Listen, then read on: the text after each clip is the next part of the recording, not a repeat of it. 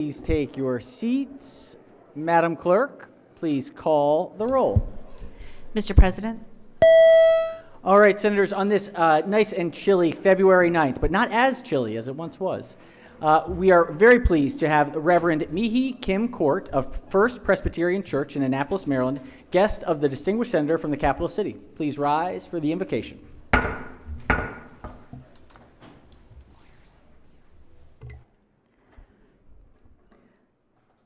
God of history and hope, you who stand both before our beginnings and beyond our imagined endings, we gather today aware that history is never neutral and memory is never passive. What we hold in remembrance shapes our shared future. We give thanks for leaders who, in moments of national fracture, refused despair and resisted moral minimalism, who understood that preserving a nation without reckoning with its sins would be a hollow victory. Tonight, we remember a leader who spoke of freedom not as abstraction, but as obligation, who knew that unity purchased at the cost of justice could never endure. The wisdom entrusted to us across generations reminds us that authority is received, not owned, and that accountability rests most heavily with those who hold power. So we ask for hearts formed by humility, minds disciplined by truth, and courage shaped not by fear of loss, but by love of neighbor and devotion to the common good. Guard us from the temptation to confuse expediency with wisdom or tradition with righteousness. Teach us the hard and holy work of peace, not peace as silence or avoidance, but peace forged through truth-telling, repair, and restraint. Peace that refuses violence of word or policy, that makes room for grief and disagreement, and that labors patiently toward reconciliation without erasing difference or denying harm. Form in us a peace strong enough to hold justice and tender enough to protect the vulnerable. As decisions are weighed and words are spoken in this place throughout this season, remind all that the work before us will outlast this day, this session, this year. May our leaders govern with an eye toward those yet to come, believing that what is tended with care today will be carried forward by those who follow after us. Anchor our work in hope that is neither naive nor thin, but grounded in the enduring promise that freedom and dignity belong to all. May it be so. Amen. Thank you very much. We're going to Senator from District 30. Thank you, Mr. President. Colleagues, if you ever park at the Hillman Garage down on the Duke of Gloucester Street, then you've been in the presence of Reverend Mihi Kim Court, because her church, First Presbyterian, is just across the street from the Hillman Garage.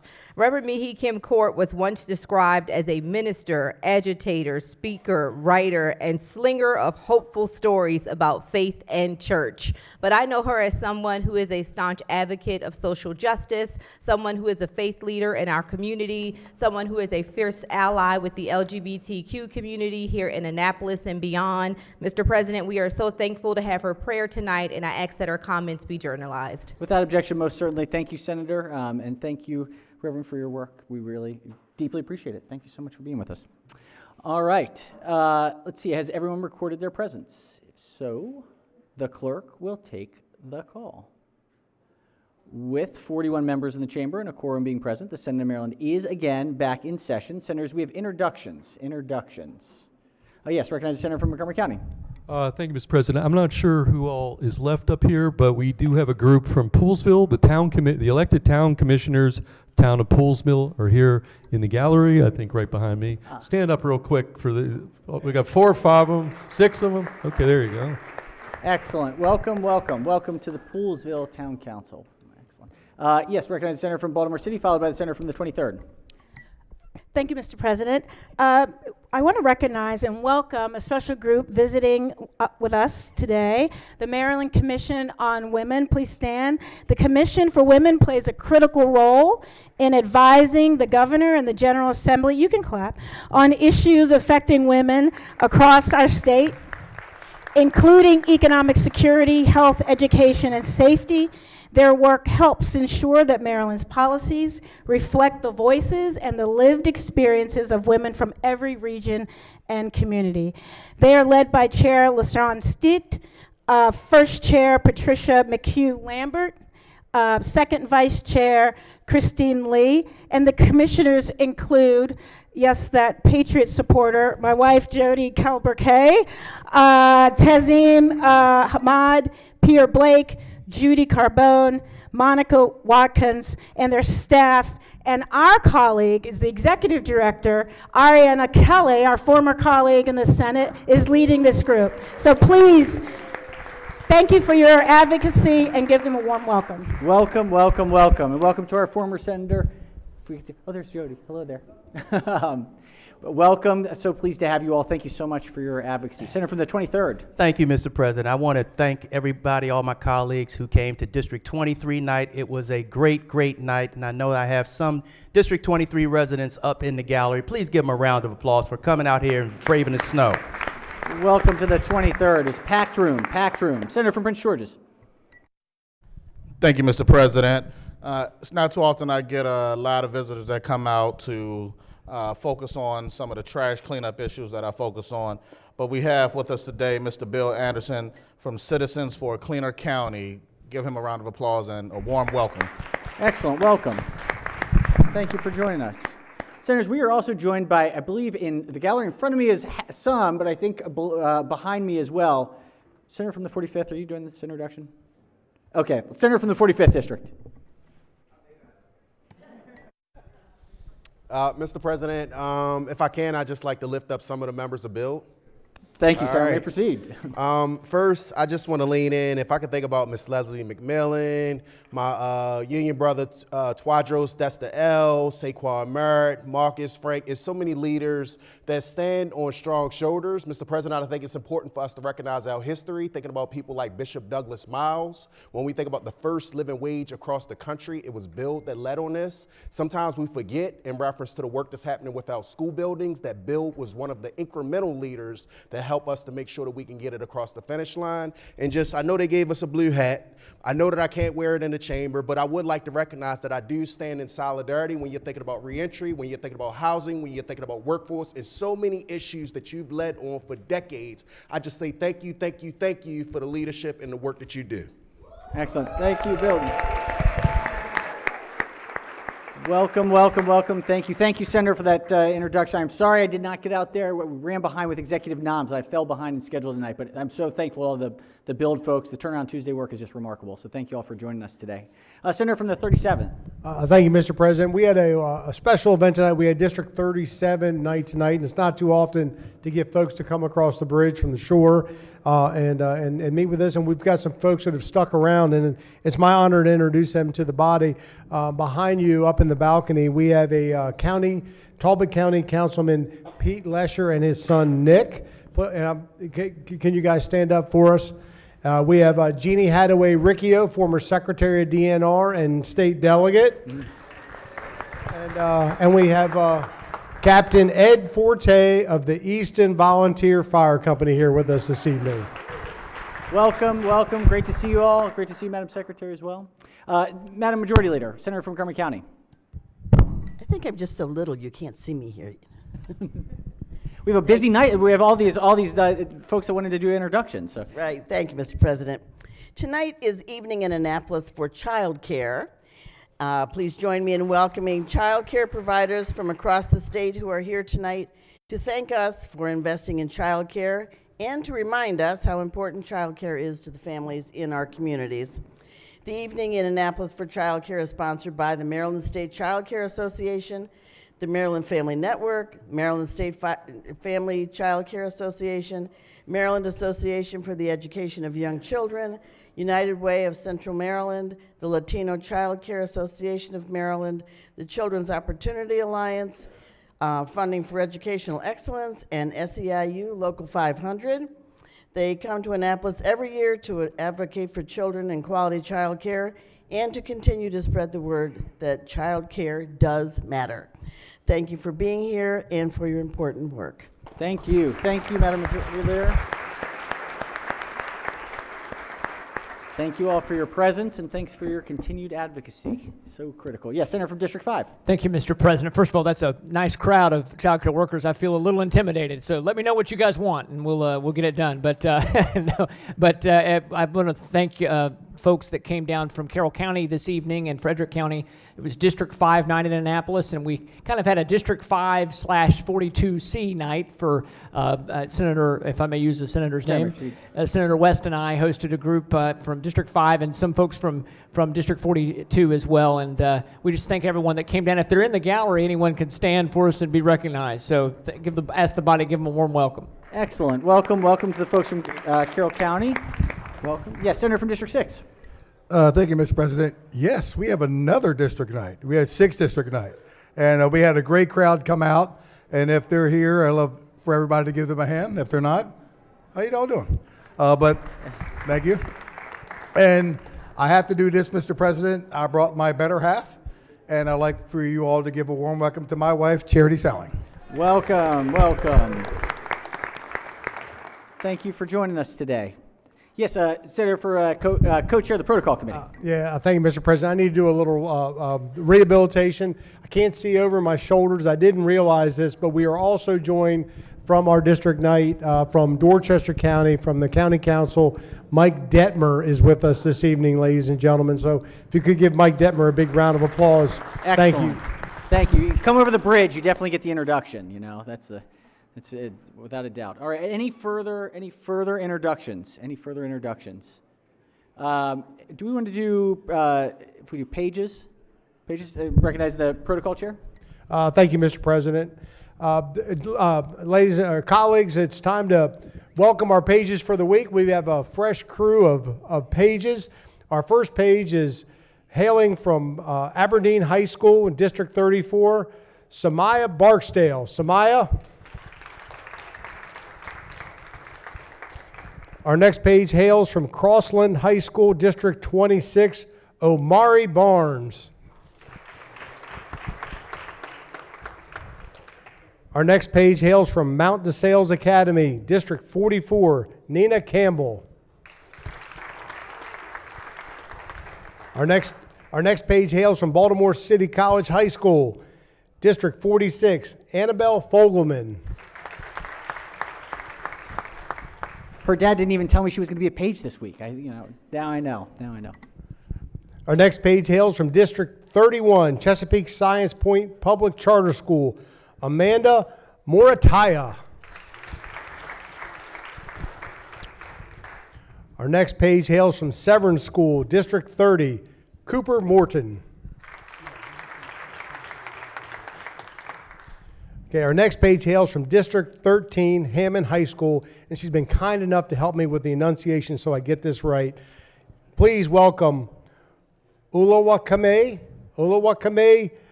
Osamlie. Did I do it right? I get to practice this week. Thank you for understanding.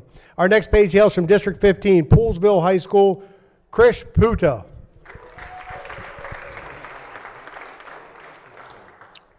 And our final page for the night hails from District 36, North Carolina High School, Liam Wallace. Welcome, pages. Welcome. Hopefully we have an entertaining, enjoyable, informative week. It's great to see you all. We're always thrilled to have you. So enjoy yourself. Try something new. Talk to somebody you may not initially talk to. Try to make it a good experience. So, all right. Let's see. Do we have any further introductions before we jump into the work today? We don't have too much, but we have a lot of bill introductions. All right. Let's do... Mr. President. Introduction, sir? It's not an introduction. I just have a question about the rules and Senate rules. May I? Is this appropriate time? A point of order. Senator may proceed. Yes. Thank you, Mr. President. So I'm looking at my rule books here, and I don't see one for 2026. Is there a 2026 rule book published? There are no new. They weren't newly printed because there were no new changes from 2025. So the rules of 2025 governs the 2026 session.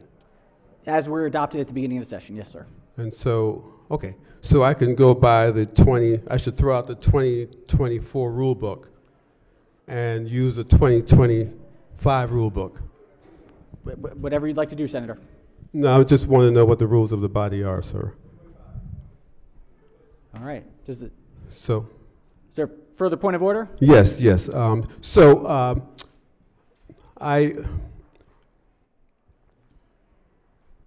Because of a protest, I won't mention the issue, I said I will not do attendance quorum. So does that mean, I saw communications in the press saying that it doesn't matter, as long as I'm physically here, that's what counts. Under the rules of the Senate, that is the case. Presence is presence. Physical Presence is presence. So my protest can continue and not do an attendance quorum, and I can vote on issues that come up on the board. Every senator is open and able to vote when they are present for vote being called. Okay, great. So I just wanted that to be clear. Thank you, Mr. President. You're very welcome, Senator. All right. Mr. President? Yes, recognize the minority Just leader. a question on the rules. Point of order. Just a Point of order, please. Senator, may Question on proceed. the rules. Obviously, we have an attendance quorum each time when we get here, but there's also a quorum third reader. You'll say a quorum call for third reader. You have to quorum in for that in order to vote on the next third readers, correct? Not entirely. If presence is presence. So while the recording is the official record of it, the presence in the space is presence and able to vote for that. Okay, third so a vote or not vote on a third reading quorum call does not lock you out or still enables you to vote even if you do not quorum in on That's third reader? correct. That's correct. Okay, thank you very much. And a quorum, of course, is always in order until it is not. So deemed in order until a quorum is not deemed in order. Any further rule book discussions? Yes, I recognize the senator from District 7. All right, we're going to continue this roll call. Is a quorum considered a question before the body? It is not a question before the body. No questions can be put to the body until a quorum is present. Okay. By the presence of individual members. Got it. All right. Thank you. All right. Any further discussion? If not, so we consider the reading of the journal from the prior legislative day. We are at introductory bill calendar number 25. We've got a bunch today. Clerk will read the first bill. Senate Bill 720, Senator Hester, Education, Artificial Intelligence Guidelines, Professional Development Collaborative, Artificial Intelligence Ready Schools Act, Education, Energy, and the Environment. Majority Leader moves so we consider the reading of the bills. They will be ordered to their appropriate standing committees. Let's go to number 26. Clerk will read the bills. Senate Bill 773, Senator Augustine, Health Occupations, Pharmacists, Vaccine Orders, Finance. Majority Leader moves so we consider the reading of the bills. They are referred to their appropriate standing committees. Number 27. Clerk will read the bills. Senate Bill 823, Senator Smith, Correctional Services, Maryland Parole Commission members, judicial proceedings. Majority Leader moves so we consider the reading of the bills. They are ordered to their standing committees. Just a few more. Number 28, clerk will read the bills. Senate Bill 873, Senator M. Washington, Environment, Reduction of Lead Risk in Housing, Modified Risk Reduction Standard, Education, Energy, and the Environment. Majority Leader moves so we consider the reading of the bills. They are ordered to their standing committees. One more.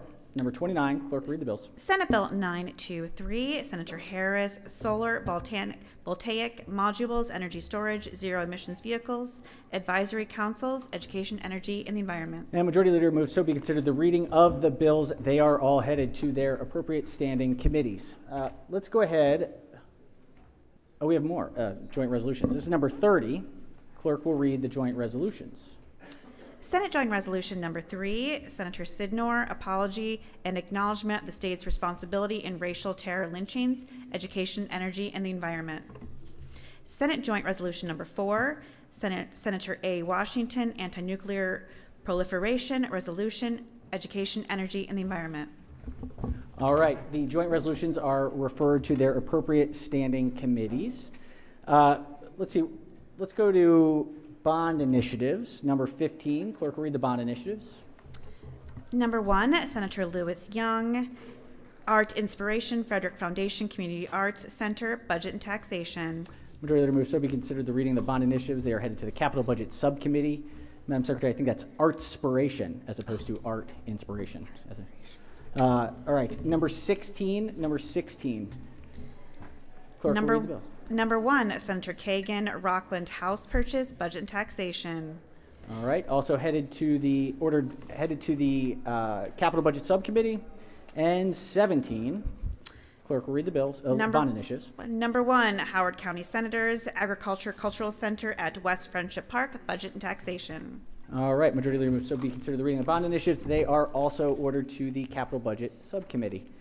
All right, so Senators, just so that we have a check-in here, just today, we had 234 bills dropped. So if we could very briefly, if we could give a round of applause to the Secretary of the Senate's office just for their great work. As well to the DLS, bill drafters, editors, reviewers, all of the amazing DLS team. If we could just say thank you, please, very much to their great work. So we are at 234 today. That takes us up to Senate Bill 954. So it's below where we were at this point last year. We were at 1,004. Now we're at 954. So it's about 50 less than we were last year. But just to note, 234 in today is pretty late. So it means it's a back-end schedule of bill hearings because they're all they can't get a bill hearing scheduled until it's in the committee. And so that's going to start happening now. So just keep that in mind as you're seeing your bills be scheduled. We're gonna call it there for the work for the day, but we do have a few more important items. Let's go ahead and do announcements. Anything from finance, EEE, budget and tax, judicial proceedings, any other standing committees, select committees, caucuses? Recognize the chair of the Democratic Caucus. Thank you very much, Mr. President. Senate Democratic Caucus will be meeting in person tomorrow at 9 a.m. in the Minority Caucus Room. Thank you, Senator. Minority Whip. Thank you, Mr. President. The Senate Republican Caucus will be meeting at 8:30 a.m. at our Senate Republican Caucus Room. Excellent. All right, any other announcements before tomorrow morning? Any further announcements? If not, we do have a presentation from the senator from the 43rd District, Baltimore City and Baltimore County. Thank you, Mr. President. There is no more powerful force than a people steeped in their history, and there is no higher cause than honoring our struggle and ancestors by remembering. That is a quote by Lonnie Bunch, who is the secretary of the Smithsonian Institution, and he's the first African American and first historian to lead that museum, which is one of the largest museums and research complexes. Now, Carter G. Woodson, if we're doing a little bit about what Black History Month or Week is all about, 100 years ago, so it's in 1926, Carter G. Woodson conceived of Negro History Week.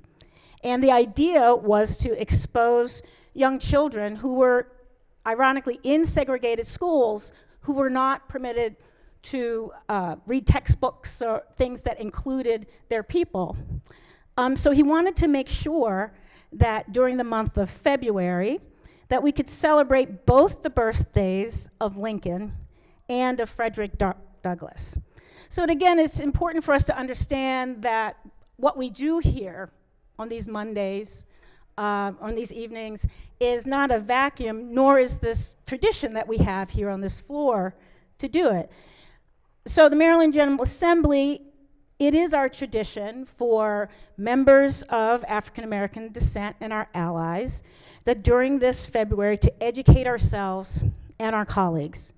And we use this platform, the Senate floor, to provide a way of going beyond stories of racism and injustice, of slavery and genocide, because truly Black History Month is a celebration to remind us and remind ourselves of our strength, our endurance, and our unwavering faith.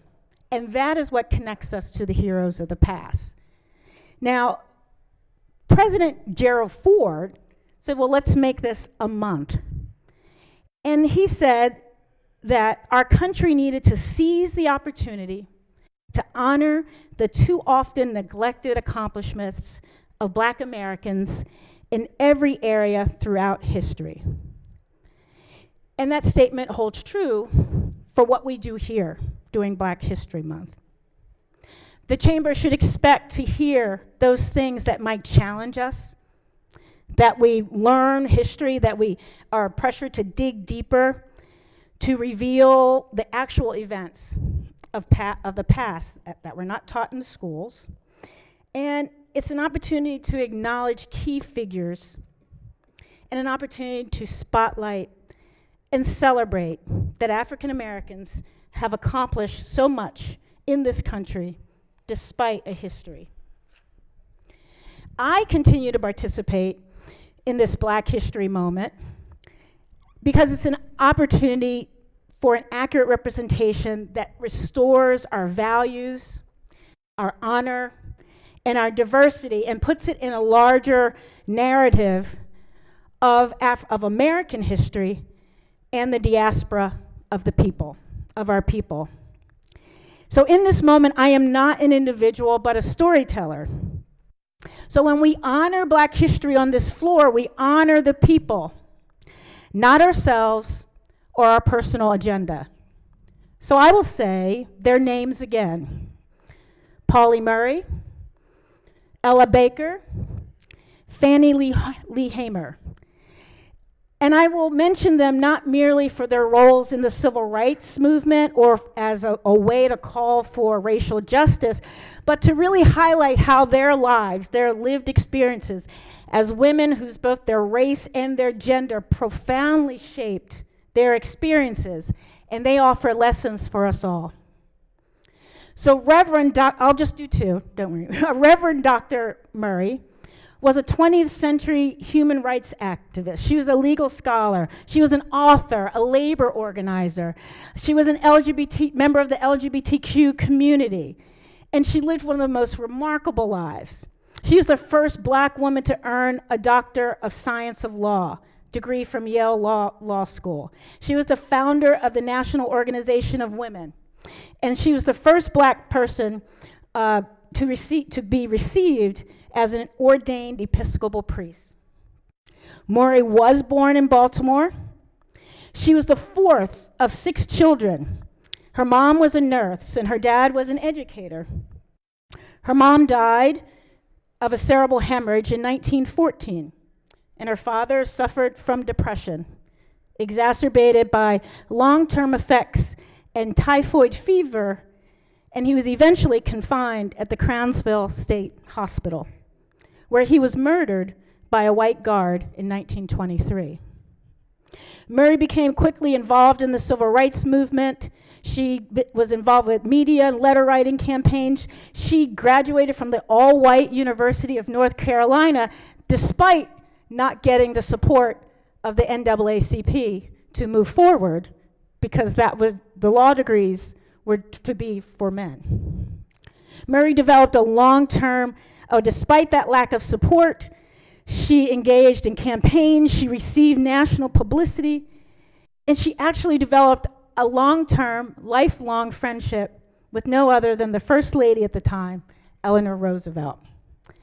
Now, Fannie Lou Hamer was born in 1917, and she rose from humble beginnings in Mississippi Delta and became one of the most important, passionate, and powerful voices of the civil rights and voting rights campaign. She also focused on greater economic opportunities for African Americans. In 1961, Hamer received a hysterectomy by a white doctor without her consent while she was undergoing surgery to remove a uterine tumor. Such forced sterilization of Black women as a way to reduce the Black population was so widespread that it was dubbed the Mississippi appendectomy. Unable to have her own children, she adopted 2. Later in life, frustrated by the political process, she turned to economics as a strategy for greater racial equity. In 1968, she began a pig bank to provide free pigs for Black farmers to breed, raise, and slaughter. A year later, she launched the Freedom Farm Cooperative, buying up land that Blacks could own and farm collectively. With the assistance of donors, among them Harry Belafonte. She purchased 640 acres and launched a co-op, a boutique, and a sewing enterprise. She single-handedly ensured that 200 units of low-income housing were built, and many are still around today. The extensive travel and fundraising took her away from the day-to-day operations, and so did her failing health. She continued to fight, but in 1977, she died of breast cancer at 59. I would like and again, in honor to these women, I would like the last words that I say on these floors to be the words of Fannie Lou Hamer. Never forget where we came from, and always praise the bridges that carried us over. Thank you, Mr. President. Thank you. Thank you, Senator. Thank you, Kevin.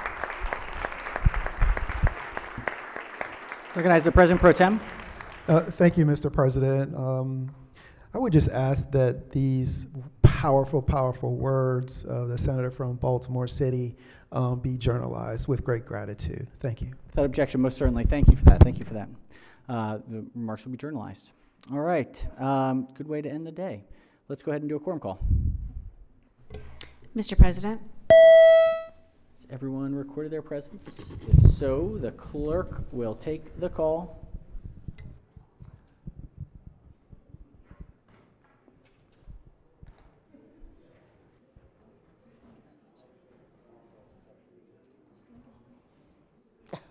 Oh, of course.